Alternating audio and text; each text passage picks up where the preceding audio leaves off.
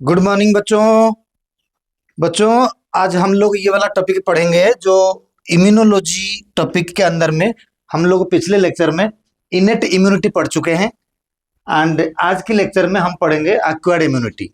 Most important topic है, आमतौर पर बच्चों को समझ आता नहीं है।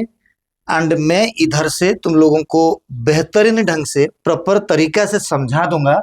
आप रोक कर वीडियो को नोट्स भी बना सकते हो। एंड आपका बोर्ड का एग्जाम, नीट का एग्जाम जो भी आएगा क्वेश्चन सी, जो मैंने बोलूंगा उसी के अंदर से ही टॉपिक रहेगा।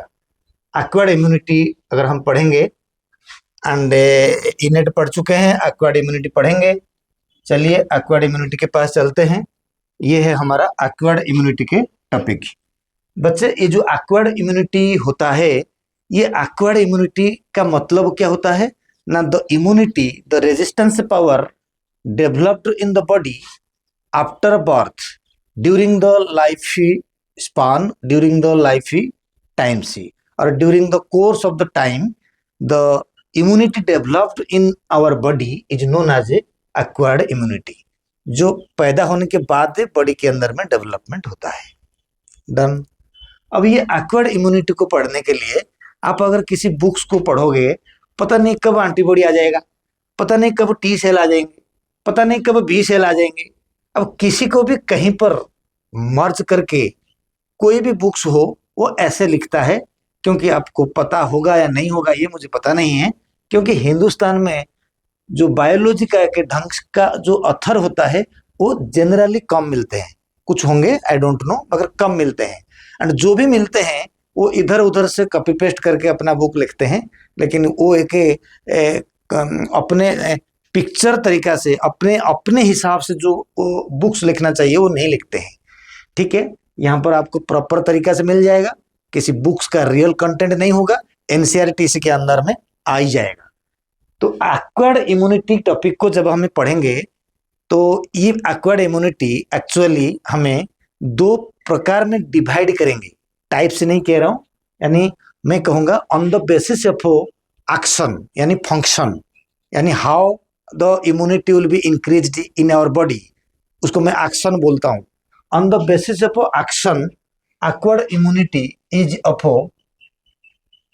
या on the basis of action यानी acquired immunity is divided into, acquired immunity is classified into two ways. कैसे क्लासिफाई करेंगे ना, मैं क्लियर लिख देता हूं, ये मिलेगा नहीं आपको कहीं। On the basis of, on the basis of, on the basis of action, on the basis of action मतलब एक्शन के हिसाब से हमें एक्वायर्ड इम्यूनिटी को क्लासिफाई करेंगे। फिर बी पार्ट में क्लासिफाई करेंगे, ये ए पार्ट का था। बी पार्ट में हमें इसको देखेंगे on the basis of, on the basis of, on the basis of composition, composition, on the basis of composition. हमें इस दो प्रकार के हिसाब से एक्वायर्ड इम्यूनिटी को क्लासिफाई कर दिया। अब पहले पढ़ेंगे on the basis of action. इसी पेज में हो जाएगा एक्शन के बारे में। तो on the basis of action कैसे होता है ना बच्चा? On the basis of action acquired immunity is of two types. One is active immunity, active immunity, active immunity. Other one is passive immunity, other one is passive immunity, passive immunity. ठीक है, ये जो active immunity and passive immunity होगा उसको हमें कैसे पढ़ेंगे? देखो, अगर हम इधर से यही वाला बात करेंगे कि हाउ एक्शन के रेस्पेक्ट में हम इम्यूनिटी को, एक्वायर्ड इम्यूनिटी को दो प्रकार में डिवाइड करेंगे। एक्वायर्ड का मतलब क्या होता है ना? पैदा होने के बाद मरने तक कि आपके जो लाइफ स्पान होता है उसके अंदर में जो इम्यूनिटी, जो एंटीबॉडी, जो भी रेजिस्टेंस पावर आपके बॉडी में डेवलपमेंट होगा उससे हमें एक्वायर्ड इम्यूनिटी कहेंगे। एक्वायर्ड इम्यूनिटी को दो भाग में डिवाइड करेंगे, on the basis of action and on the basis of composition. Composition बाद में पढ़ेंगे। On the basis of action छोटा सा है ना। एक्टिव इम्यूनिटी क्या है बच्चा? अगर मैं तुम्हें एक बात कहूं कि एक्टिव एंड पैसिव इम्यूनिटी को पढ़ने के लिए मैं सपोज तुम्हें कहूंगा कि तुमको बहुत जल्दी भूख लग रहा है, घर में खाना बना नहीं है, तो होटल से मंगवा के खाओगे, डायरेक्ट बनी बनाई खाना आ जाएगा, उसको बोलेंगे पैसिव इम्यूनिटी, यानी डायरेक्ट एंटीबॉडी हमें लेना है। मेरा ये कहने का मतलब दवाई खाकर या कोई पैथोजन को बॉडी के अंदर में एंट्री करवा कर बॉडी के अंदर में इम्यूनिटी और एंटीबॉडी डेवलप करना प्रोसेस को एक्टिव इम्यूनिटी कहते हैं। दवाई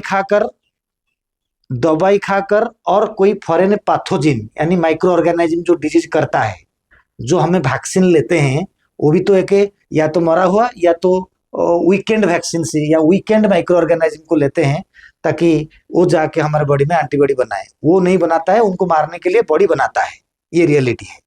अब सवाल यही होता है कि एक्टिव इम्यूनिटी क्या होता है। मैं बात करता हूँ, लिखो, इंग्लिश में लिख लो तुम लोगों ना। एक्टिव इम्यूनिटी होता है, active immunity develop in the body when medicine is taken और pathogen is taken into the body.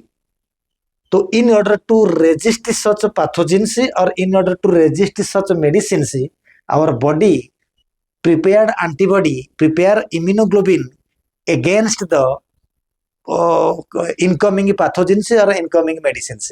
It means when pathogens or medicines are taken, then in order to resist, in order to survive, our body produces antibody or immunity against such pathogens. This is called active immunity. यानी पहला point क्या बोल दिया मैंने इसमें से? पहला point मैंने ये बोल दिया कि active immunity is developed when pathogens और medicine is taken into the body, right? This is called active immunity. यानी ये जो पैथोजेन हो या जो मेडिसिन हो, इन दोनों को कलेक्टिवली कहते हैं एंटीजन। इन दोनों को कलेक्टिवली कहते हैं antigen. And antigen is always foreign to the body. जो बॉडी के बाहर का चीज होता है उसको बोलते हैं एंटीजन। ठीक समझा? जब हमें कभी इंजेक्शन लेते हैं, वैक्सीन लेते हैं, तो वैक्सीन क्या है? बॉडी के बाहर का चीजें हैं। तो बॉडी के बाहर का चीजें या कोई भी जो वैक्सीन होता है उसके अंदर में माइक्रो ऑर्गेनिज्म होते हैं, माइक्रो ऑर्गेनिज्म का पार्ट्स होते हैं या होल बॉडी होता है। तो ये जो पैथोजन हो या मेडिसिन हो, उनको कलेक्टिवली एंटीजन कहते हैं। तो कोई एक हो या दोनों हो, तो ये एंटीजन जब लेंगे बॉडी के अंदर में इम्यूनिटी डेवलप होगा, उससे बोलेंगे एक्टिव इम्यूनिटी। ठीक। सेकेंड पॉइंट में ये जो एक्टिव इम्यूनिटी टाइम टेकन यानी लेंदी होगा, टाइम टेकन होगा, टाइम टेकन, ये काफी टाइम लेता है इम्यूनिटी बनने में, टाइम लेता है। लेकिन जो इम्यूनिटी बनेगा लगभग परमानेंट रहेगा। मैंने ऐसे बोला लगभग, यानी परमानेंट रहेगा। पी परमानेंट, आप लिख लो, मैं शॉर्टकट बोल दिया, परमानेंट होगा, लगभग परमानेंट रहेगा। एंड इसके अंदर में साइड इफेक्ट लो रहेगा, लो साइड इफेक्ट रहेगा। इतना साइड इफेक्ट होता नहीं है, बहुत कम साइड इफेक्ट होगा, लेकिन होगा थोड़ा बहुत।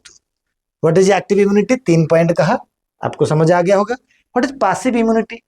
ना मैंने बोला था एक्टिव इम्यूनिटी मतलब, एक्टिव इम्यूनिटी का मतलब होता है बच्चा कि आपको भूख लग रहा है, आप ग्रोसरी दुकान में जाओगे, वहां से चावल लाओगे, और सब्जी मार्केट में जाओगे, वहां से सब्जी लाओगे, एंड उसके बाद घर आओगे, उसको खाना बनाओगे, खाओगे। It will be time taken, but body के लिए, सेहत के लिए अच्छा है। एग्जैक्टली टाइम टेकन होगा, लेकिन लो साइड इफेक्ट। समझ आ गया? लेकिन अगर ज्यादा भूख लग रहा है तो डायरेक्ट होटल से मंगवा लोगे, ऑर्डर करके खाओगे, लेकिन वो भले ही जल्दी भूख तो मिट जाएगा, भूख मिट जाएगा जल्दी, मगर वो साइड इफेक्ट करेगा।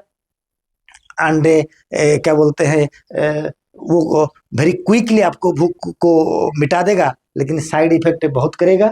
एंड इसका रेस्पॉन्स जल्दी भले ही होगा, लेकिन साइड इफेक्ट करेगा। कहने का मतलब यही है। पैसिव इम्यूनिटी क्या होता है? ऑलरेडी प्रिपेयर्ड एंटीबॉडी, यानी प्रिपेयर्ड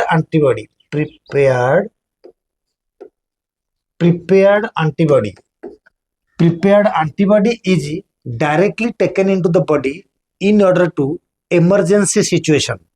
आपका सिचुएशन अगर इमरजेंसी होता है, किसी को सांप काट लिया, तो ऐसे थोड़ा ना होता है, मेडिसिन खाएंगे, मेडिसिन कब इफेक्ट करेगा, तो लेट हो जाएगा। तो उस कंडीशन पे हमको बनी बनाई एंटीबॉडी लेना पड़ता है, बनी बनाई एंटीबॉडी लेना पड़ता है, उससे बोलते हैं passive immunity. And prepared antibody को लेना पड़ता है, मैंने बोला प्रिपेयर्ड एंटीबॉडी को लेना पड़ता है, बनी बनाई, होटल से मंगवा लेंगे लाइक दिस, जो कंडीशन मैंने बोला। सेकंड पॉइंट क्या होता है, इसमें से टाइम टेकन नहीं है, इमीडिएट एक्शन करता है, इमीडिएट यानी क्विक एक्शन कर देता हूं मैं, क्विक एक्शन यानी ये एक्शन क्विक होता है।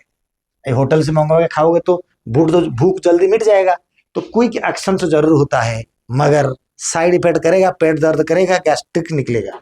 तो इसमें से क्या हो जाएगा, यानी आपके लो साइड इफेक्ट इधर था, इधर सा हाई साइड इफेक्ट है, higher side effect, side effect आपका बहुत ज्यादा होगा। ये कंडीशन होता है पैसिव इम्यूनिटी का, समझ आ गया। अब ये जो active immunity and passive immunity का कहानी यही है। अच्छा, मैं एग्जांपल देना चाहूंगा। एग्जांपल कैसे, देखो इधर के लिए तो मैंने अगर एक्टिव इम्यूनिटी का एग्जांपल दूं इधर के लिए, तो आपको क्या दूं एग्जांपल, बताओ। आपको मलेरिया हुआ, आपने क्या खाओगे, क्लोरोक्विन ना। क्लोरोक्विन जाकर बॉडी के अंदर में जो एंटीबॉडी डेवलप करेगा, वो प्लाज्मोडियम वाइवाक्स को मारने के लिए हेल्प करेगा। या आपको अगर कोई कॉमन कोल्ड हुआ, तो आप क्या खाओगे, एंटीवायरल मेडिसिन खाओगे, वो भी एंटीजन है, वो जाके वायरल रेप्लिकेशन को कम करके तो उसको जल्दी फिनिश करेगा बॉडी से। तो जो मैकेनिज्म प्रोसेस होता है डिजीज को ठीक करने का, तो ये होता है। मैंने दो एग्जांपल दिया, क्लोरोक्विन खाओगे तो प्लाज्मोडियम को हटना पड़ेगा बॉडी से, या एंटीवायरल मेडिसिन खाओगे तो फिर आपके बॉडी से वायरल डिजीज ठीक हो जाएगा जल्दी जल्दी, या एंटीबायोटिक खाओगे तो बैक्टीरिया मरेगा जल्दी जल्दी, राइट। तो क्योंकि एंटीबायोटिक जो टॉक्सिन बनाएगा, वो टॉक्सिन ही बैक्टीरिया को क्विकली मार देगा, हटा देगा। तो ये जो कंडीशन होता है, मैंने कहा ये जो एग्जाम्पल मैंने दिया, जो बोल दिया, these are the active immunity के अंडर, समझे, मेडिसिन खा के एंटीबॉडी इम्यूनिटी बढ़ाना। पैसिव इम्यूनिटी बनी बनाई क्या कैसे होता है ना, एग्जाम्पल होता है आपका टिटानस टॉक्साइडी, टिटानस टॉक्साइडी, सही समझा, टिटानस टॉक्साइडी। बड़े इंटरेस्टिंग, बड़े डिफिकल्टीज भी है, अगर सही से नहीं समझोगे तो मेरे से क्लैरिटी हो जाएगा तुम्हारा। टिटानस टॉक्साइडी, टीटी बोलते हैं, टीटी सुना होगा, कहीं टीटी लगाने के लिए जाते हो, कहीं कट गया तो टिटानस लगाने के लिए। तो ये एक्चुअली एक क्या बोलते हैं, लोगों को बेवकूफ बनाने के लिए फॉरेन कंपनियां जब टीटी बनाते हैं, तो ये सब कहीं भी कट गया। एक्चुअली क्या होता है ना, टिटानस जो बैक्टीरिया होता है, एक बैक्टीरियल डिजीज है ये। टिटानस जो बैक्टीरियल डिजीज होता है, ये कहीं पर भी प्रेजेंट हो सकता है, इनके स्पोर कहीं पर मिल सकता है, तो कहीं पर भी मिल सकता है। लेकिन ये क्या होता है ना, ये नॉन कॉन्टाजियस है, मतलब ये अगर आपके बॉडी में कहीं खरोच आ जाएगा, उसी के अंदर में जाके बॉडी के अंदर में घुसेगा, अदरवाइज घुस नहीं पाएगा। तो डॉक्टर कहता है कि कहीं भी कट गया, डॉक्टर रिस्क लेना नहीं चाहता है, तो इसलिए बोलते हैं कि आप टीटी लगा दो। लेकिन आपके अंदर में टिटेनस गया नहीं होगा, आप टीटी लगा के बैठे हो। चलिए, टिटेनस टॉक्साइडी जो होता है, ये एक बनी बनाई एंटीबॉडी है, और एक डिप्थेरिया टॉक्साइड होता है, डिप्थेरिया टॉक्साइड होता है, ये भी एक डीटी होता है, ये भी आपका नाम एक बनी बनाई एंटीबॉडी है। तो यही है एग्जाम्पल, आपको जो आएगा यही क्लियर हो जाएगा। अब हम पढ़ेंगे जो एक्वायर्ड इम्यूनिटी के अंडर में on the basis of composition, ठीक है बच्चा। जब एक्वायर्ड इम्यूनिटी के अंदर में हमने कंपोजिशन पढ़ेंगे, तो कंपोजिशन के लिए नेक्स्ट पॉइंट को चल पढ़ते हैं हमने। तो on the basis of composition, on the basis of composition, on the basis of composition, on the basis of composition. What is composition बेटे, किस कंपोजिशन बेसिस में पढ़ते हैं हमें ना, जो एक्वायर्ड इम्यूनिटी के कंपोजिशन के हिसाब से हम किस तरीका से इम्यूनिटी को पढ़ेंगे, वो यहाँ पर बात है। बड़े इंटरेस्टिंग है, कई चीजें जन्म जन्म तक तुम्हारा जो डाउट अगर हुआ होगा, 3-4 साल अगर आपने ड्रॉपर किया बैठे होंगे, ये आपका क्लियर जरूर करूंगा। अब देख लो, on the basis of composition, मैं इस कंपोजिशन को 2 भाग में डिवाइड करता हूं, इस कंपोजिशन को 2 भाग में डिवाइड करता हूं। पहला को मैंने डायरेक्ट बनाता हूं कि this is called B cell, इसको मैं डायरेक्ट कहूंगा टी सेल। पहले मैंने ये जो टी सेल बी सेल तो पढ़ेंगे डिटेल से, कहानी तो इसी के अंदर में छुपा हुआ है। आप तो अभी तक पक्का आपने रट के बैठे होंगे, आज आपकी ज्ञानोदय होगा, आपके अंदर में बुद्धि निकलेगा इसके अंदर में से, मैं ये कह दिया। अब मैं दोबारा कहता हूं B cell and T cell. B cell को बोलते हैं ह्यूमरल इम्यूनिटी। क्या बोलते हैं? बी सेल का दूसरा नाम होता है humoral immunity. Humoral immunity, B cell का नाम होता है ह्यूमरल इम्यूनिटी। टी सेल का नाम होता है cell mediated immunity. Cell mediated cell mediated immunity, cell mediated immunity, इसको बोलते हैं सेल मेडिएटेड इम्यूनिटी। सही समझा बच्चा? सेल मेडिएटेड क्यों कहते हैं, थोड़ा और भी लिख देता हूं इधर से। ये जो ह्यूमरल इम्यूनिटी होता है इसको हमें एक्स्ट्रा सेलुलर कहते हैं। क्या कहते हैं? एक्स्ट्रा सेलुलर कहते हैं, इसको याद रखना। इसको मैं कहते हैं कि ये हो जाएगा इंट्रासेलुलर। इंट्रासेलुलर क्यों कहते हैं बताता हूं। पहले बी सेल को कंपोजिशन में ह्यूमरल इम्यूनिटी कहते हैं। बेटा ह्यूमरल इम्यूनिटी इसलिए कहते हैं कि बी सेल जो है, ह्यूमर मतलब बॉडी फ्लूइड, बॉडी के सर्कुलेटरी सिस्टम के अंदर में ये बी सेल जाके पैथोजन को मारता है।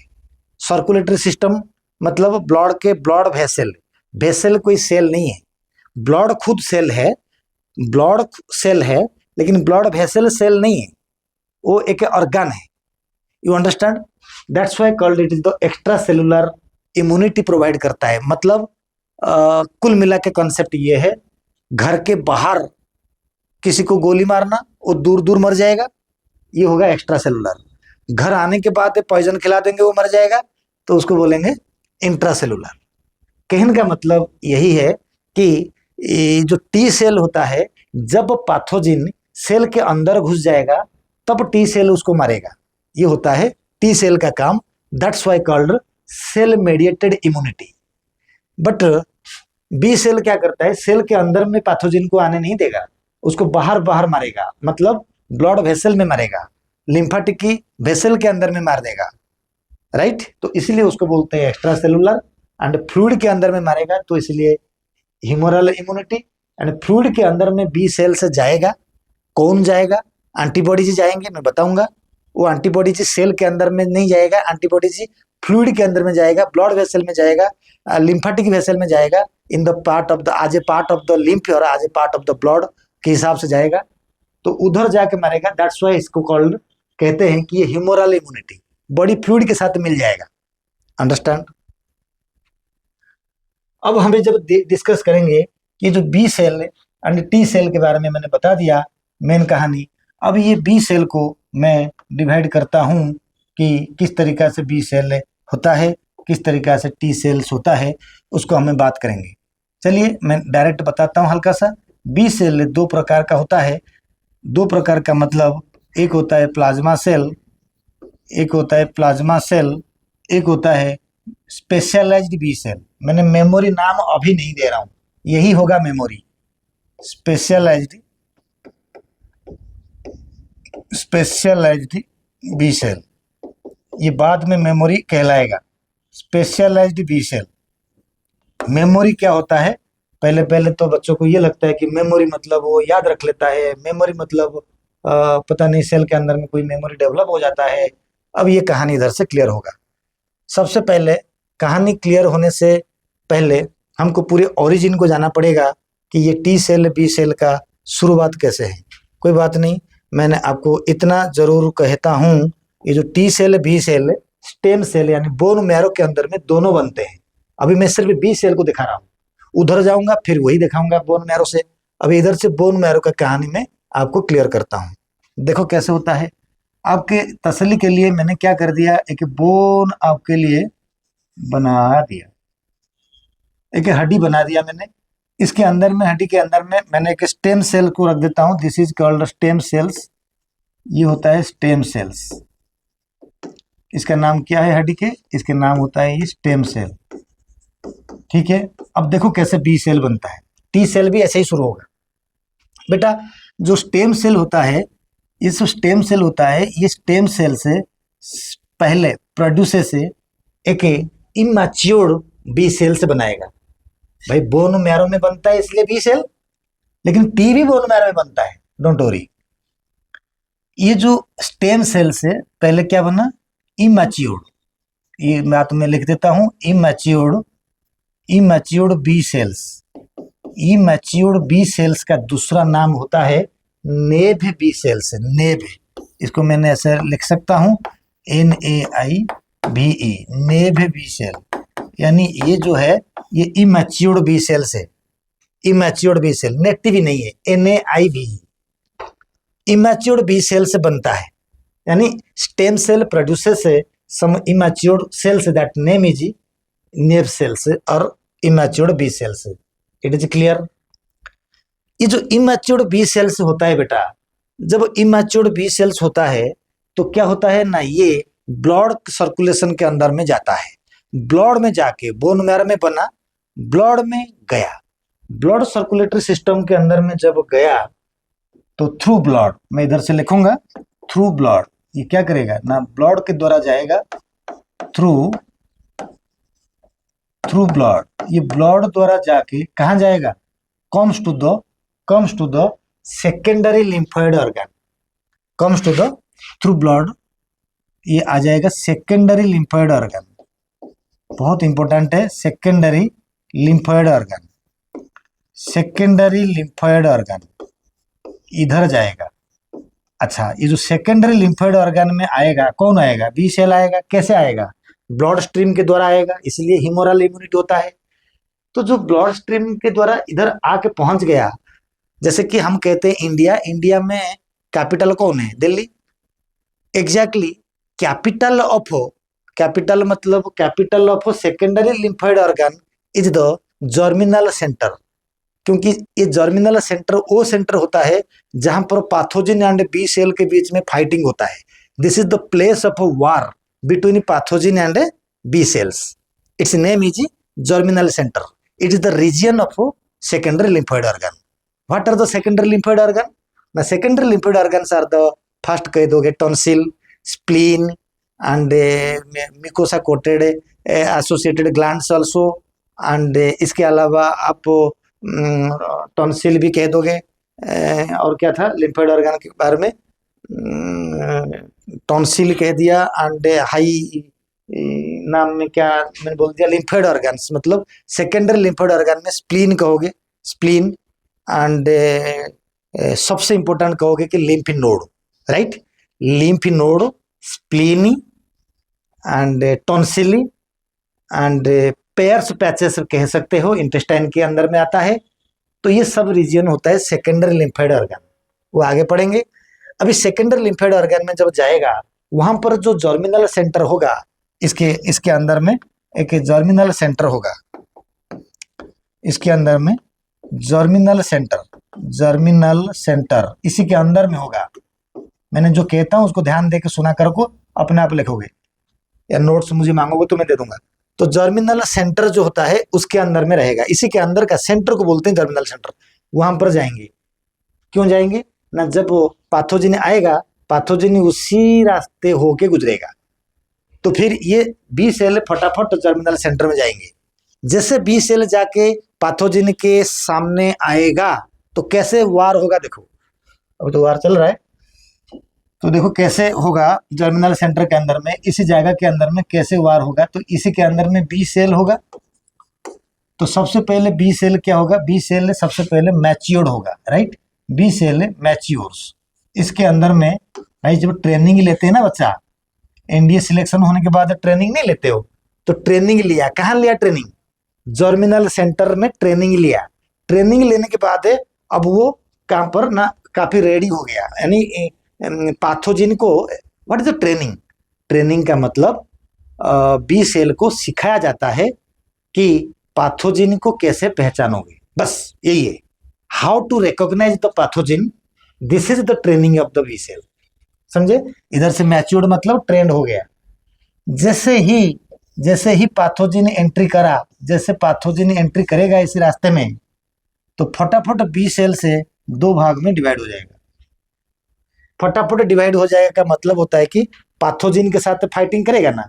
फाइटिंग कैसे होता है ना, रिसेप्टर टू रिसेप्टर कॉम्प्लेक्स से जुड़ता है, राइट। तो यहाँ पर जब रिसेप्टर कॉम्प्लेक्स जुड़ेगा तो यहाँ पर बी सेल दो भाग में आएगा। कैसे ना, सबसे पहले होगा प्लाज्मा सेल, सबसे पहले होगा प्लाज्मा सेल, दूसरा होगा एक स्पेशल सेल, यानी बोला था कि स्पेशल बी सेल, यही होगा मेमोरी, स्पेशल बी सेल। अब ध्यान देने वाली बात है, जो आएगा प्लाज्मा सेल, एक आएगा स्पेशल बी सेल। बेटा ये प्लाज्मा सेल क्या करेगा ना, ये सोल्जर है। क्या है? सोल्जर। सोल्जर क्या करता है ना, दूर से गोली मारता है, ठक ठक ठक ठक करके। तो ये ऐसे समझो कि उसी के सरफेस से एंटीबॉडी प्रोड्यूस होगा। एंटीबॉडी एक तरीका से गोली हो गया, नहीं बुलेट हो गया। तो प्लाज्मा सेल क्या कर देगा, प्लाज्मा सेल क्या करेगा, प्रोड्यूस से, क्या करेगा plasma cell, plasma cell produce से इम्यूनोग्लोबिन और एंटीबॉडी कह सकते हो, इम्यूनोग्लोबिन, ये बना दिया बेटा इम्यूनोग्लोबिन। प्लाज्मा सेल क्या बनाया, इम्यूनोग्लोबिन ही बनाया। यही इम्यूनोग्लोबिन का नाम होता है एंटीबॉडी।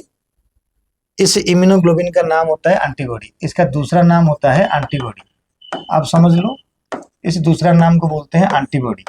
अब ये एंटीबॉडी बनाया, ये एंटीबॉडी जाके किसको, एंटीबॉडी का एक पर्टिकुलर रिसेप्टर साइट होता है, एंटीजन बाइंडिंग साइट होता है एंटीबॉडी का, तो वो जाके वायरस या बैक्टीरिया के साथ लड़ेगा। कैसे लड़ेगा, उसको पकड़ेगा, उसको अरेस्ट करेगा, जब वो मर जाएगा फिर छोड़ देगा। तो आपका बॉडी को नुकसान नहीं होगा, डिजीज नहीं हो पाएगा, बॉडी इम्यूनाइजेशन प्रोवाइड कर दिया, यही मतलब है। अच्छा, कैसे ये एंटीबॉडी, थोड़ा एंटीबॉडी के बारे में भी पढ़ना है, सिलेबस है एंटीबॉडी ना बेटा। Antibody is a protein, antibody is a protein. It has a 4 type of polypeptide chain, 2 heavy chain and 2 light chain. यानी एंटीबॉडी की फॉर्मूला होता है H2 and L2। How H2L2, see here एक antibody देखो, special तो अलग है, ये एंटीबॉडी को मैंने बनाया, ये वाला जो एंटीबॉडी होता है इसको हमने बनाया, इधर देखो, दिस इज ए एंटीबॉडी, यानी ये जो आपका बन रहा है ये दिस इज कॉल्ड एंटीबॉडी। ये एंटीबॉडी बना दिया कि ये हो गया हैवी चेन, राइट। अब एक बनाएंगे लाइट चेन। लाइट चेन, ये एंटीबॉडी बनाया गया है, ये लाइट चेन, ये बना दिया गया है लाइट चेन। अब समझे ये क्या ऐसे हवा में लटकेगा? नहीं, इसमें से disulphide linkage and hydrogen bond के द्वारा एंटीबॉडी स्टेबल होता है। हाइड्रोजन बॉन्ड, वैसे कोवैलेंट बॉन्ड भी इसके अंदर में है, कोवैलेंट बॉन्ड तो है, लेकिन hydrogen bond and disulphide linkage. तो कितना डाइसल्फाइड लिंकेज है वो बात हम करेंगे। तो कौन सा डाइसल्फाइड लिंकेज है, जनरली 14 से लेकर 25 डाइसल्फाइड लिंकेज होता है। एंड हर डायग्राम में क्या करते हैं ना, हर डायग्राम के अंदर में ये देखा जाता है कि 4, तो एक सल्फर इधर रहेगा, एक सल्फर इधर रहेगा, बॉन्ड लग जाएगा, एक सल्फर इधर, सिंगल बॉन्ड सल्फर इधर, फिर सल्फर एंड सल्फर। मैंने 4 सल्फर दिखाया, 4 लिंकेज दिखाया, 8 सल्फर है। 14 से लेकर 25 सल्फाइड लिंकेज होता है, यानी 14 अगर होगा तो 28 सल्फर होंगे। इसके अलावा हाइड्रोजन बॉन्ड भी होंगे। एंड यही होता है इसका एंटीजन बाइंडिंग साइट, मतलब इसको क्या बोलते हैं, एंटीजन बाइंडिंग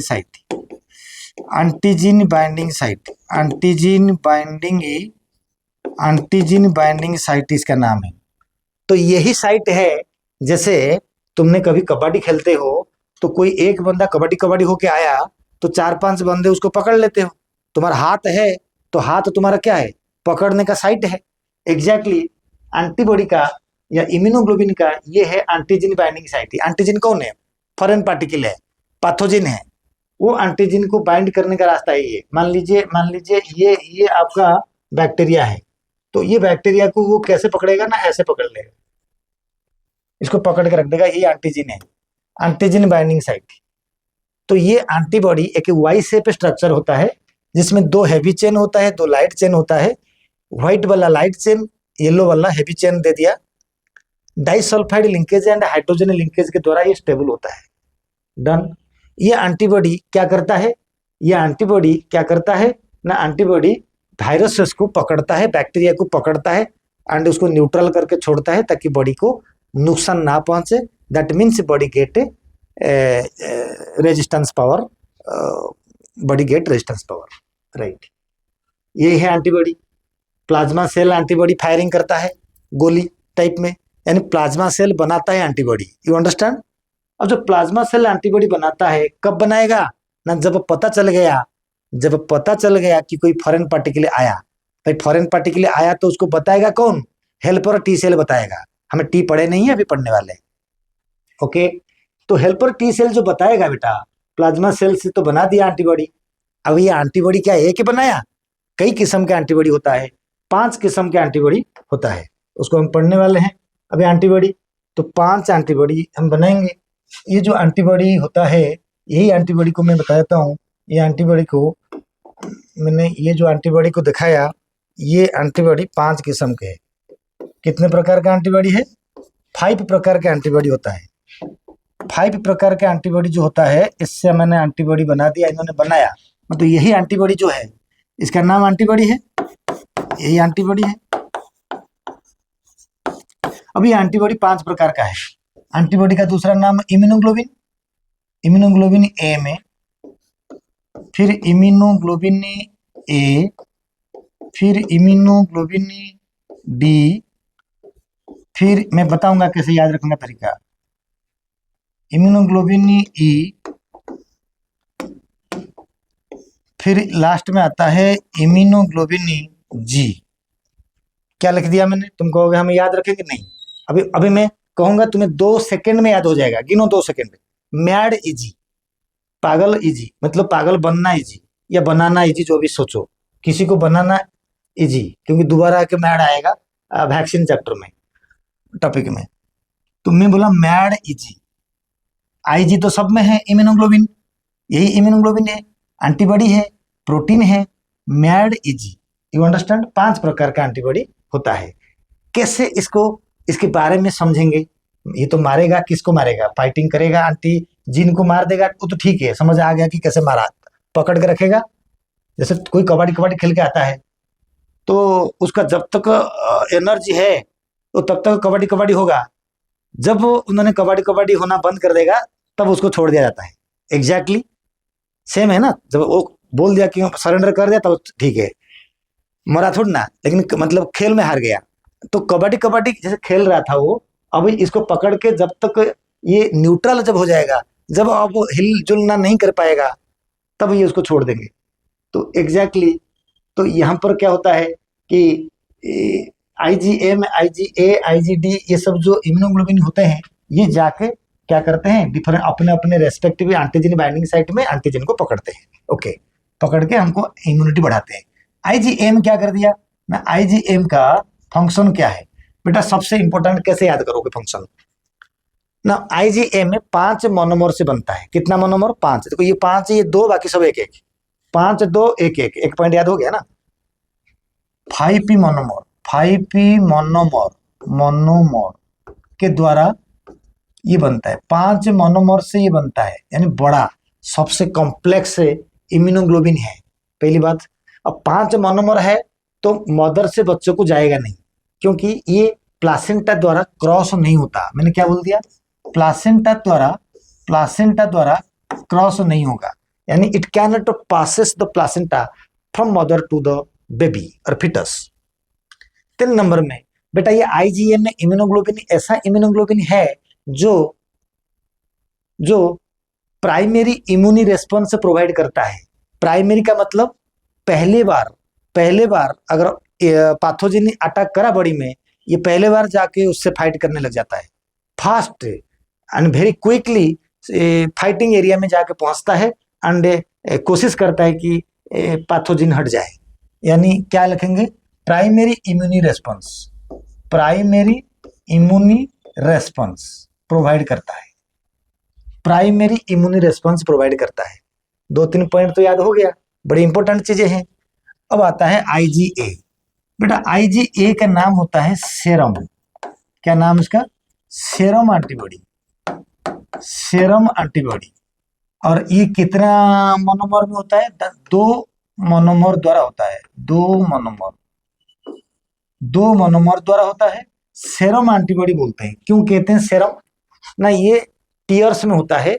मदर का जो कोलोस्ट्रम होता है, पहला मिल्की होता है, उसके अंदर में भरा भरा होता है, ताकि बेबी को और कहीं से एंटीबॉडी की रिक्वायरमेंट नहीं पड़ता है। उनको इम्यूनिटी प्रोवाइड मदर्स कोलोस्ट्रम ही देता है। अच्छा, यानी ये जनरली मदर्स मिल्क में मिलता है और कोलोस्ट्रम में बहुत ज्यादा मिलता है आईजीए इम्यूनोग्लोबिन। ठीक है, इसमें 2 मोनोमर द्वारा बनता है। ठीक है, इसको बोलते हैं सेक्रेटरी। सेरम एंटीबॉडी बोला, सेक्रेटरी एंटीबॉडी। ये जनरली सारे सेक्रेशन में मिलता है। आपके मिल्की में मिलता है, टीयर्स में मिलता है, मतलब जो जो सालाइवा में मिलता है, सालाइवा से मिलता है, टीयर से मिलता है, जहां जहां सेक्रेशन वहां पर मिलता है। इसलिए इसका नाम सेरम और secretary antibody. You understand I think. IgD, D antibody इतना खास नहीं है। ये क्या करता है ना, ये सरफेस एंटीबॉडी के रूप में काम करता है। क्या होता है ये ना? Surface antibody. सरफेस एंटीबॉडी बेटा, व्हाट इज सरफेस एंटीबॉडी? ना बी सेल के सरफेस के ऊपर ये चिपक जाता है, सरफेस के ऊपर रहता है, एंड ये प्रोड्यूस करता है आईजीएम। ये खुद प्रोड्यूस करता है आईजीएम, यानी सरफेस एंटीबॉडी में रहता है एंड आईजीएम प्रोड्यूस करता है। I repeat, IgD is the immunoglobulin which present at the surface of a B cell and which produces a IgM also. याद रखो। IgE, E एक खतरनाक है, ये एक सिलेक्टिव एंटीबॉडी होता है। ये तभी बनता है जब बॉडी फॉरेन पार्टिकल के साथ एसोसिएट करता है। एलर्जिन जब बॉडी के अंदर में लगता है, अंदर या बाहर, तब ये IgE इम्यूनोग्लोबिन बन जाता है। ये जो IgE इम्यूनोग्लोबिन बनता है, यानी ये करता क्या है ना, एलर्जिक रिएक्शन करता है। एलर्जी करता है, टिक मार दिया। It facilitate allergic reaction IgE, but prevent helminthic disease. Prevent helminthic disease, helminthic, it prevent helminthic disease, it prevent helminthic disease. और क्या करता है ना, ये बहुत लो अमाउंट में बॉडी में मिलता है। भाई खराब है, क्या जरूरत है इतना? हेलमिंथिक सबको नहीं होता, एलर्जी होगा तो फिर मर जाएंगे नहीं, मतलब एलर्जी होगा तो फिर तो खराब है बार बार। तो एलर्जी जो होता है, यानी ये होता है लीस्ट अमाउंट में, सबसे कम अमाउंट में बेटा, कम अमाउंट में मिलता है IgE immunoglobulin. You understand? Last बच गया IgG इम्यूनोग्लोबिन। ये IgG क्या होता है? ये जो होता है मोस्ट अबोंडेंट, सबसे ज्यादा, मोस्ट अबोंडेंट। बोलो क्यों? Because it creates secondary immuno response. Secondary immuno response यानी पहले बार फाइटिंग होके वायरस मर गया, अगर सेम वायरस दोबारा कभी आएगा, सेम वायरस दोबारा अटैक करता है, तो उसको ये सेकेंडरी इम्यूनो रेस्पॉन्स प्रोवाइड करता है, मतलब वेरी क्विकली उसको मार देता है। It provide a heightened immuno response against the same pathogen for the subsequent encounter. Yes, इस तरीका से IgG इम्यूनोग्लोबिन के बारे में मैंने बता दिया। अब इस तरीका से आप रटना मत, इसको इस तरीका से देखो। अब हमें टॉपिक के पास चलते हैं। मेरा मेन कहानी मेमोरी सेल के बारे में बोलना था। अब ये प्रोड्यूसर से इम्यूनोग्लोबिन, प्लाज्मा बनाया, ढस ढस करके गोली मारा बंदूक पकड़ के, प्लाज्मा सेल से यही वाला एंटीबॉडी निकला। ये एंटीबॉडी कितने प्रकार का? 5 प्रकार का है। एंड ये एंटीबॉडी कैसे मारता है ना, पकड़ लेता है बैक्टीरिया को, वायरसेस को अपने बाइंडिंग साइट में, फिर जब वो न्यूट्रल हो जाएगा तब छोड़ देगा, यानी डिजीज ठीक हो गया, समझ लो। अब आ गया बात कहां पर है? Special B cell. इसके बारे में शायद प्लाज्मा सेल खत्म हो गया। बेटा ये प्लाज्मा सेल क्या होता है ना, प्लाज्मा सेल एंटीबॉडी बनाने के बाद मरना तय है, वो मर जाता है। आफ्टर प्रोड्यूसिंग आफ्टर प्रोड्यूसिंग, लिख लो, after producing antibodies and destroying the pathogens, cure the body, prevent body from the disease, then plasma cell dies. Soldier है ना, मरेगा, आटम बम, उसको बम गिर जाएगा तो मरेगा। तो ये स्पेशल बी सेल अब क्या करेगा ना, ये सारे चीज स्पेशल बी सेल देख रहा था, ये सारे चीज क्या कर रहा था बेटा, स्पेशल बी सेल जो है देख रहा था। ये सारे चीज जो होता है स्पेशल बी सेल जो है, अच्छा ये स्पेशल बी सेल जो है वो सारे चीज देख रहा था। स्पेशल बी सेल क्या होता है ना, ये स्पेशल बी सेल को अगर मैं तुम्हें दूसरे पेज में लेकर थोड़ा बताता हूँ, अच्छा समझ में आएगा। स्पेशल बी सेल, ये स्पेशल बी सेल कहाँ से बना था, वो बी सेल से डिवाइड हुआ था जब वो माइक्रो ऑर्गेनाइज्म में आया था। तो B cell, matured B cell से जब पैथोजन से भिड़ा तब बी सेल से डिवाइड होके दो बी सेल बना, एक प्लाज्मा सेल बना, एक स्पेशल बी सेल बना। एंड स्पेशल बी सेल है, स्पेशल बी सेल से ये सपोज बी सेल है, ये स्पेशल बी सेल उनके सरफेस में, इनके सरफेस में एक स्पेशल बी सेल रिसेप्टर बनाएगा, जिस बी सेल रिसेप्टर का नाम IgM, जिसका नाम IgE एंड जिसका नाम IgA। ध्यान से देखा करो, ये एक एंटीबॉडी, ये एक स्पेशल बी सेल है। एंड स्पेशल बेटा डिपेंडिंग अपॉन द रिसेप्टर, बनाया थोड़ी ना, रिसेप्टर मतलब एक प्रोटीन जो जीन एक्सप्रेशन द्वारा बनता है, क्लियर है। Receptor is a protein which expresses during gene expression, यानी बी सेल का जीन एक्सप्रेशन के दौरान जो वाई शेप स्ट्रक्चर बना वो IgM, IgE, IgA, यही M, E and A antibody बना as a receptor. That is why this cell remember the pathogen for a long period of time, and this is nothing but the memory B cell. This is nothing but the memory B cell. अब memory कहाँ से शुरू हुआ पता चला ना, जब वो स्पेशल बी सेल है, स्पेशल बी सेल एक्चुअल क्या था, इससे पहले जो सेल था आपका प्लाज्मा सेल, 5 प्रकार का इम्यूनोग्लोबिन बनाया, उसमें M है, E है, G है, A है, एंड यही सब तो उससे लड़ेंगे, जो कुछ बचे कुछ होंगे, ठीक है। लेकिन स्पेशल बी सेल जो है वो क्या कर देगा ना, वो धीरे धीरे मतलब उसको बोलते हैं ना बैक फाइटर, पीछे रह के देख रहा था। भाई साहब प्लाज्मा जो था वो तो सोल्जर, ठीक है, बोला था मैंने। Special B cell is the सेनापति, सेनापति वो सब देख रहा था। सेनापति मर जाएगा तो सब खत्म हो जाएगा ना, फिर मैं तो फिर हमारा वैक्सीनेशन का मतलब ही बदल जाएगा, क्योंकि the principal of vaccination is the memory cell. तो ये मेमोरी सेल, मेमोरी उनके पास आया कहां से, क्योंकि स्पेशल बी सेल ने पूरा वार को देखा, समझा, सीखा। फिर जब वो प्लाज्मा सेल से मर गया, डिजीज ठीक हो गया, उसके बाद क्या हुआ ना, ये अपना जीन एक्सप्रेशन करके उनके सरफेस में रिसेप्टर सेल से डेवलपमेंट करा। जब रिसेप्टर सेल से डेवलपमेंट करा तब उसका नाम हुआ मेमोरी सेल से, क्योंकि यही रिसेप्टर उस पैथोजन को लंबे समय तक याद रख लेते हैं, इसीलिए इसका नाम मेमोरी सेल है। कौन सा रिसेप्टर है ना, IgM, IgE, IgA। तो depending upon the receptor cell से डेवलप्ड और expressed on the surface of the B cell and T cell की बात कर रहा हूं, accordingly the name of a B cell and name of a T cell will be decided. मैं T cell में ये बात करूंगा, बी में तो एक ही बच गया ना, इसका नाम मेमोरी बी सेल है, क्योंकि ये सब रिसेप्टर इसके अंदर में आ गया। ये रिसेप्टर का कैपेसिटी है कि फॉरेन पैथोजेन जो आया था उसको दोबारा पहचान लेगा। एंड ये लॉन्ग लाइफ है, लंबे समय तक 60-70 साल तक भी बॉडी के अंदर में स्टोर रहेगा। एंड फर्दर पैथोजेन आएगा तो उसको मारेगा। तो कहाँ स्टोर रहेगा, दुनिया में सबसे सेफ्टी प्लेस कहाँ पर है, माँ की गोदी, राइट। तो माँ मतलब क्या है, जहां से पैदा हुए हो। तो ये सेल कहाँ से पैदा हुआ था, बोन मैरो से, तो ये दोबारा बोन मैरो जाएगा एंड वहां पर स्टोर हो जाएगा। बोन मैरो नहीं भी जाएगा तो सेकेंडरी लिम्फोइड ऑर्गन में भी कई बार स्टोर हो सकता है, लेकिन मैक्सिमम वो जाके कहाँ स्टोर होगा, बोन मैरो में। जब भी फॉरेन पार्टिकल दोबारा आएगा ये तुरंत उसको पहचान लेंगे, उनको जल्दी भगा देंगे बड़ी से, बड़ी को राहत देंगे। ये है कंसेप्ट, समझ आ गया होगा। अभी हमने अगर पीछे जाएंगे देखेंगे on the basis of composition के अंदर में मैंने ये बोल दिया था कि कंपोजिशन के अंदर में बी सेल के बारे में शायद क्लियर कर दिया था मैंने, अभी ये क्लियर हो गया। अब टी सेल बच गया। चलिए टी सेल को थोड़ा बताता हूँ, टी सेल को क्लियरली बताते हैं, टी सेल को हमें क्लियरली बताएंगे, ठीक है। अभी बताते हैं टी सेल।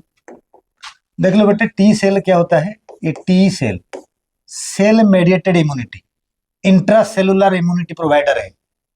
पैथोजेनिक सेल के अंदर आ जाएगा, उसके बाद ये इसको मारेगा। कैसे? पॉइजन देके, पॉइजन देके मारेगा। वो कैसे मार रहा था? गोली मार रहा था, दूर दूर से मार रहा था। ये मारेगा घर आने के बाद पॉइजन देके। कैसे? T cell cell mediated immunity provide करेगा। सही है। इंट्रा सेलुलर, सही है, इंट्रा सेलुलर इम्यूनिटी प्रोवाइड कर दिया, बिल्कुल डन है। अब बारी आता है बेटा, जो T cell intracellular immunity provide करा, ये टी सेल कहां से बनता है? बोन मैरो से बनता है। पहले बोला था मैंने, पहले ये हो जाएगा बोन मैरो। तो बोन मैरो से जब टी सेल से, ये भी टी सेल से बोलेंगे, ये इसका नाम है stem cell, right. Stem cells, cells बहुत सारे हैं, स्टेम सेल्स है। अब ये स्टेम सेल्स से प्रोडक्शन क्या हुआ ना? इमैच्योर्ड क्या हुआ? देखो इमैच्योर्ड टी सेल बना। इमैच्योर्ड टी सेल को बोलते हैं नेव टी सेल, इनका दूसरा नाम नेव टी सेल। इमैच्योर्ड टी सेल बना, समझ में आ गया बोन मैरो से। फिर ये ब्लड स्ट्रीम में जाके कहाँ गया? थ्रू ब्लड स्ट्रीम ये कहाँ तक गया? जाके थाइमस के पास गया। तो मैंने टेक्निकली आपको समझा रहा हूं।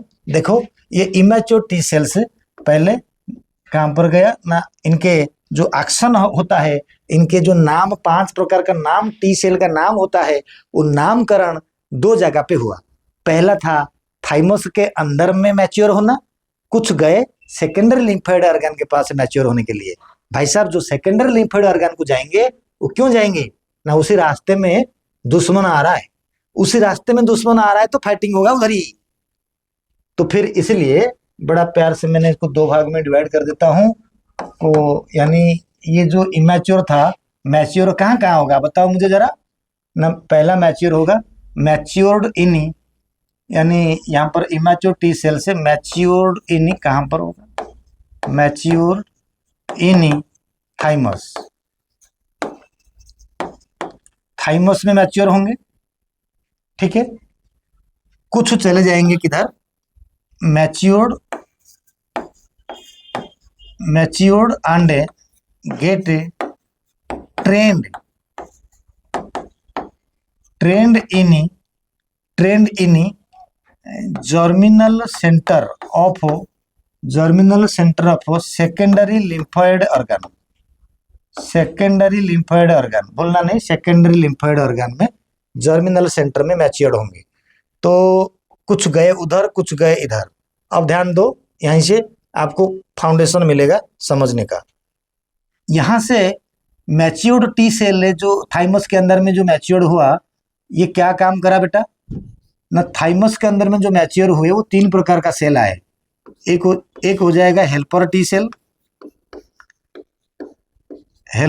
सेल, दूसरा हो जाएगा किलर टी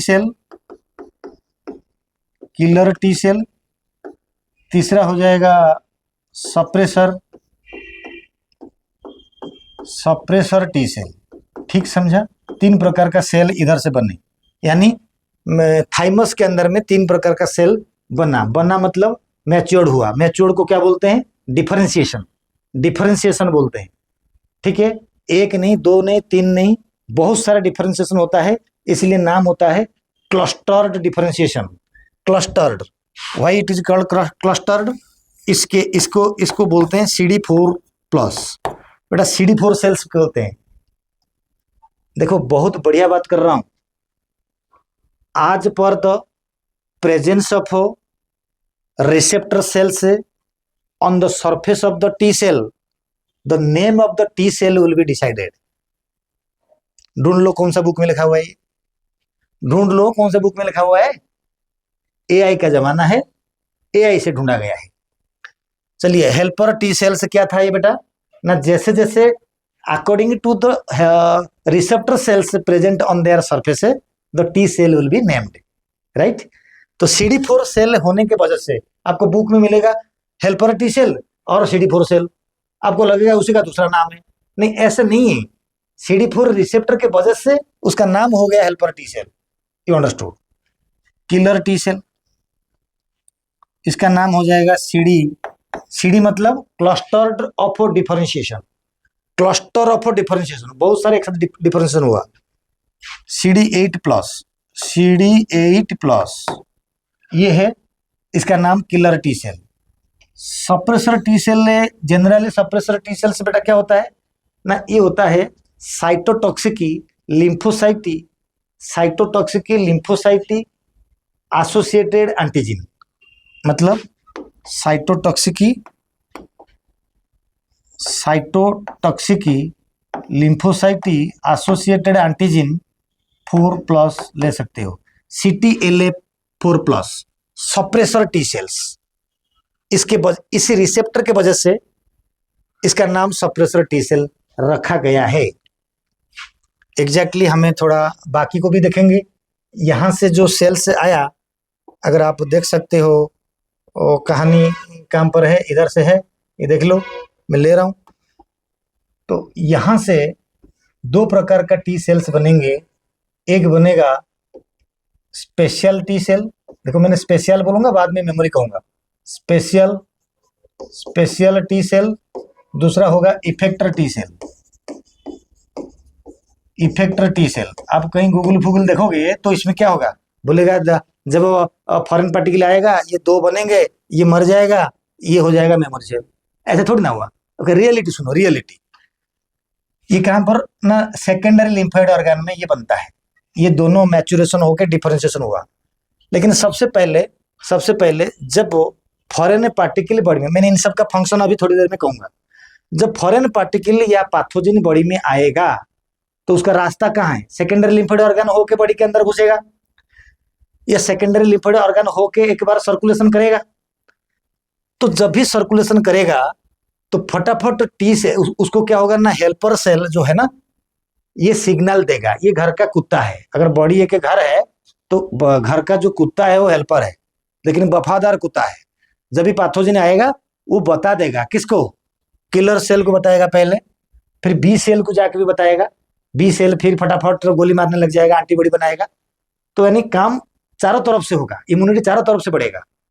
हेल्पर सेल काम का बंदा है, यानी वफादार कुत्ता है एक तरीका से। अगर कुत्ता मर जाए तो फिर काम गया आपका। जो एड्स होता है, पहले ये कुत्ता मरता है, यानी हेल्पर टी सेल डैमेज हो जाता है। तो हेल्पर डैमेज होगा तो इनको कौन उठाएगा, मारने के लिए कोई बोलेगा जाके ना, भाई साहब कोई आया मारने के लिए, तू भी जा मार। तो ये यही काम करता था। तो जब ये मर जाएगा तो आपका बॉडी साइलेंट हो जाएगा, आपके बॉडी को कोई भी छोटा इन्फेक्शन भी हैवी पड़ जाएगा बॉडी के लिए। ओके बेटा, तो चलो थोड़ा स्पेशल बताता हूँ। मैं दोबारा कहता हूँ, सेकेंडरी लिम्फोइड ऑर्गन में डिफरेंस ट्रेनिंग तो हो गया, डिफरेंशिएशन होके ये दो सेल तभी बनेगा जब पैथोजन आएगा। Okay, at the time of infection when pathogen enter into the body at the region of secondary lymphoid organ, T cell differentiated into special T cell and effector T cell. ठीक है, special का बाद में नाम होगा memory. आप net पे search करोगे, नाम आएगा मेमोरी टी सेल। मैं पहले मेमोरी नहीं देता हूं, किसी लिए मेमोरी हुआ बताऊंगा बाद में। तो इफेक्टर टी सेल हो गए सोल्जर। ये क्या हो गए, ये सोल्जियर है। ये सोल्जियर क्या होता है, मतलब फाइटिंग करेंगे, मारेंगे। जब इफेक्टर टी सेल सोल्जर बन के फाइटिंग करा, तो फाइटिंग करने के बाद ये बैक साइड में बैठ के आज ये स्टूडेंट देख रहा था, सब सीख रहा था। एक तरीका से इसको सेनापति समझ सकते हो। तो जब ये सारे इन्फेक्शन को मार के भगा दिया एंड खुद मर गया इफेक्टर सेल, तो स्पेशल सेल के पास एक प्रोटीन एक्सप्रेशन होगा। ये बड़ी वर्ड है, प्रोटीन एक्सप्रेशन होगा।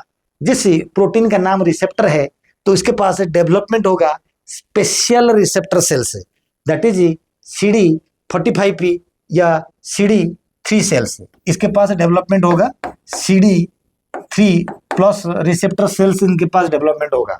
इसको कॉमनली कहते हैं टी सेल रिसेप्टर और क्लस्टर्ड ऑफ डिफरेंशिएशन 3+ रिसेप्टर का नाम that's why it is called special T cell. And यही रिसेप्टर सेल से टी सेल को इंटेलिजेंट बना देता है, वो लंबे समय तक पैथोजन को याद रखता है, दोबारा वो पैथोजन जो बॉडी में एंट्री करता है।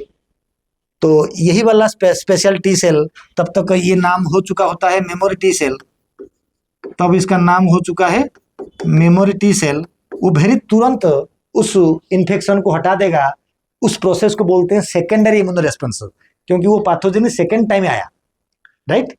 तो ये सेकेंड टाइम ही उसको जल्दी पहचान लिया। ये कैसे पहचाना? इनके रिसेप्टर के वजह से पहचाना। ये रिसेप्टर उनको पहचान लिया, तो फिर रिसेप्टर के साथ जो बाइंडिंग साइट होता है रिसेप्टर के अंदर में एंटीबॉडी जैसा स्ट्रक्चर, तो बाइंडिंग साइट होता है, तो बाइंडिंग साइट में उसको जल्दी जाके पकड़ लिया, क्योंकि वो पहले से उनसे लड़े हुए थे। लेकिन लड़ा नहीं था शुरू में, प्राइमरी इम्यूनो रेस्पॉन्स नहीं था, प्राइमरी था इफेक्टर। सोल्जर पहले लड़ेंगे, बाद में सेनापति लड़ेगा, सेनापति सेकेंड टाइम में लड़ेगा, सोल्जर पहले बार में लड़ेगा। This is primary immuno response, this is secondary immuno response. यानी दोबारा कहता हूं, इफेक्टर जब वो इन्फेक्शन हुआ, ये टूटा, दो सेल में डिवाइड हुआ, एक था इफेक्टर सेल, एक था स्पेशल सेल से। इफेक्टर सेल से जो होते हैं, इफेक्टर सेल से इसका बेसिक नाम जो होता है CD45RO, इसका जो नाम होता है CD45RO, ये CD45RO उसका रिसेप्टर है, इसीलिए नाम इफेक्टर सेल है। ये सोल्जर है। तो ये क्या कर दिया, ये सोल्जर क्या कर दिया ना, जनरली ये सोल्जर जो होते हैं ये फाइट करा किसके साथ है, डायरेक्ट जाके फाइट करा किसके साथ है, यानी पैथोजन के साथ है, एंड पैथोजन को डिस्ट्रॉय कर दिया, मर गया, सब कहानी खत्म हो गया। तब तक सब कुछ इन्होंने हिसाब किताब करा स्पेशल सेल ने।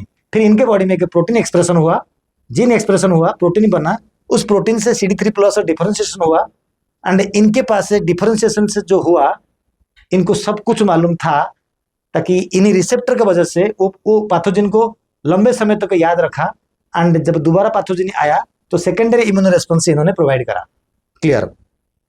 तो ये स्पेशल सेल ने जाके दोबारा थाइमस, अगर कहोगे 32 35 40 साल में तो थाइमस श्रिंक होता है, तो इसके अलावा उन्होंने अदर ऑर्गेनो, पेरिफेरल ऑर्गेनो एंड लिम्फोइड ऑर्गन के पास भी स्टोर हो सकता है। भाई साहब, अगर किसी का माँ बाप मर गया तो वो कहीं चचेरा दादा वगैरह में के साथ, तो चाचा वगैरह के साथ तो बंदा रहेगा, जिंदा तो रह सकता है। अगर मान लो 40 साल के बाद आपका थाइमस ग्लैंड श्रिंक हो गया, बोन मैरो में तो जाएगा नहीं, डेवलपमेंट नहीं होगा, इसलिए इनका नाम टी सेल्स रखा गया है। ठीक है, वो बी सेल है, बोन मैरो में वापस जाएगा, टी सेल नहीं जाएगा, या तो थाइमस में जाएगा, अगर थाइमस श्रिंक हो गया थोड़ा बहुत जाएगा, बाकी सब जाके बाकी जगह पे स्टोर हो जाएगा, या तो लिम्फोइड टिश्यू में स्टोर होगा, या तो पेरिफेरल टिश्यू में स्टोर हो जाएगा। That's it. ये तो था। अब इफेक्टर सेल से, इसके वजह से इसका नाम इफेक्टर, ये मारेगा। ठीक है, इसका मारा हुआ सीन को इन्होंने देखा था, तो इसलिए इनके पास है मेमोरी बन गया। इनको मेमोरी इसलिए बोला गया इन दोनों की वजह से। समझ आ गया? अब आ गया ये तीनों का नाम। भाई हेल्पर टी सेल से जब भी कहीं इन्फेक्शन होता है, हेल्पर टी सेल जाके बताता है किलर टी सेल को, वही आ गया, जा मार जा। तो ये जाके मारेगा। ये तो बेवकूफ है, खाली पकड़ के खाली मारता है।